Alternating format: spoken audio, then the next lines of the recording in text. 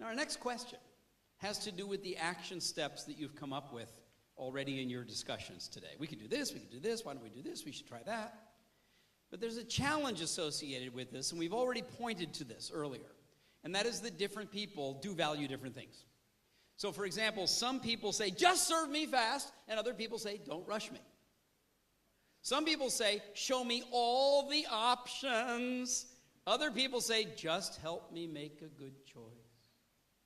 Some customers legitimately say, I want the cheapest price. Other customers say, I'm okay to pay more, but I need to get more benefits that work for me. Right? Different people value different things. Is that true where you work? Talk to your partner for a second. Do you have customers who actually, they're buying the same thing, but they value different things? Or do you have colleagues that are actually doing the same job, or they work in the same place, but what they appreciate is different? Talk to your partner, give each other an example. Go. Is that true in your business, that different people value different things? Yes or no? Ho, ho, ho. Then what are we going to do about that? We cannot then just do the same thing for it. We have to actually different. But I have a solution. Let's have a pizza. Is this a good pizza? No. Okay, you're vegetarian? My wife and I are vegetarians. Is that a good pizza? No. Okay, you want the meat. You want the meat. Okay, is that a good pizza? No. Okay. Hold on a second. Hold on a second. What if you want one of the world's best pizzas? I mean, you actually want to maybe take your family, right, and into that thin crust with the fresh mozzarella. You know, the spicy olive, that tomato sauce. You want one of the finest pizzas on the planet. Where do you go to get it? Italy. Okay, hold on. He's sitting here, he's going, are you Italian? No, but you've been to Italy. Okay, he goes, not Italy, Napoli. And he's right. Italians don't say Italy. Italians say Napoli. Anybody here from Napoli? Napoleons do not say Napoli. They say Sorbillo's.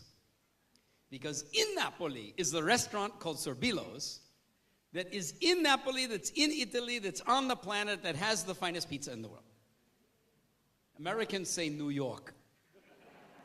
Largely because Americans don't know there is anything outside of America, but never mind. Current presidential candidates are proving that point.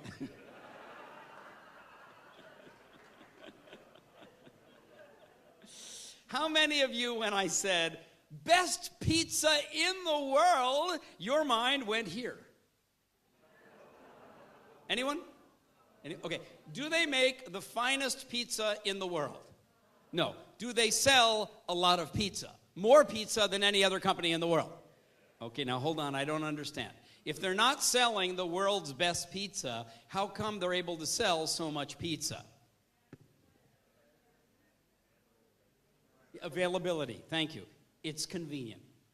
If you want this pizza, you're going to have to fly to Italy, stay in a hotel, find the restaurant, make a reservation, go to dinner, place the order, enjoy the pizza.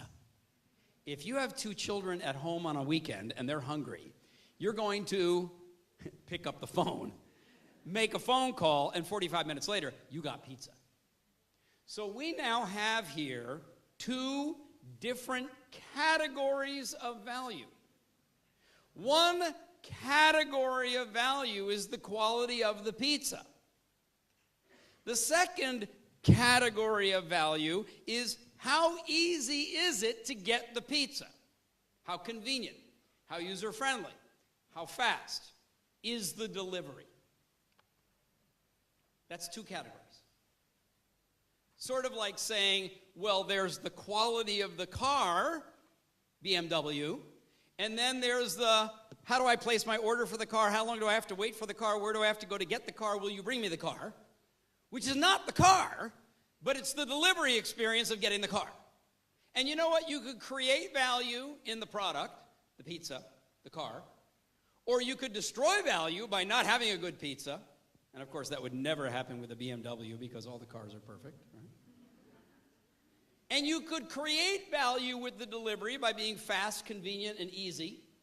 But you could also destroy value in the delivery by not being on time, by being difficult to understand, by being bureaucratic and kind of like customs at Bucharest Airport. Now, there's another category of value.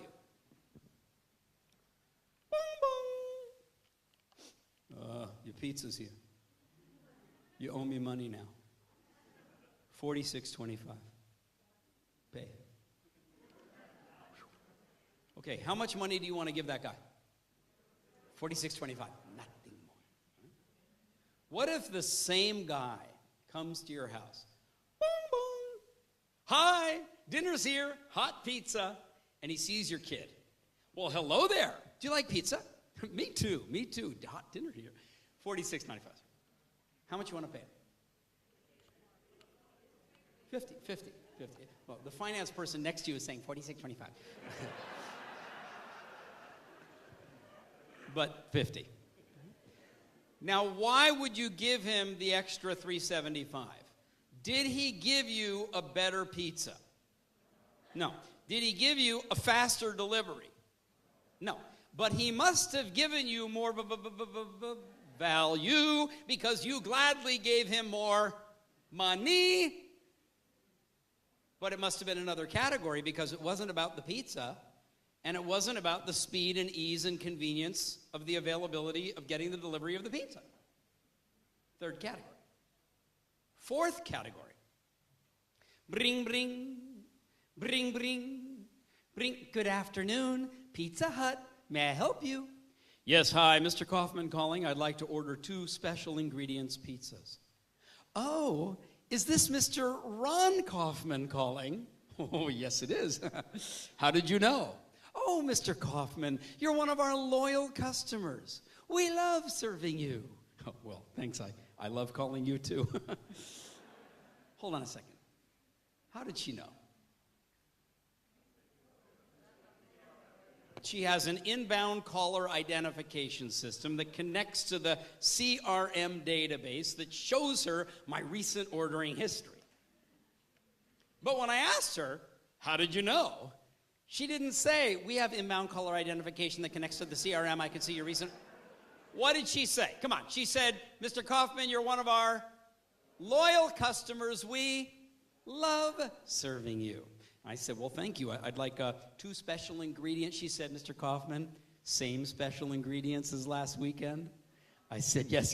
She goes, and you're calling from home, is that right? I said, yep, that's where I am. She goes, Mr. Kaufman, would you like to use the same credit card this weekend that you put it on last? I said, that is why I call you guys. We have a relationship. You know me, you remember me, you appreciate me, you welcome me back. What do we got? 4 different categories of value. But that's very different from Singapore Airlines. Why?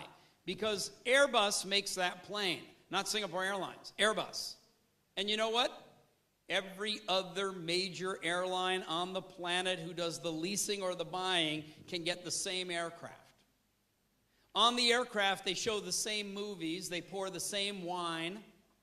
Very difficult for them to differentiate based on the product. And it's almost impossible for them to differentiate based on the delivery system because they fly in and out of the same airports as everybody else. They use the same travel agents as everybody else. They all have websites. They're all listed on Expedia. They're all using the same check-in counters. So what does Singapore Airlines say?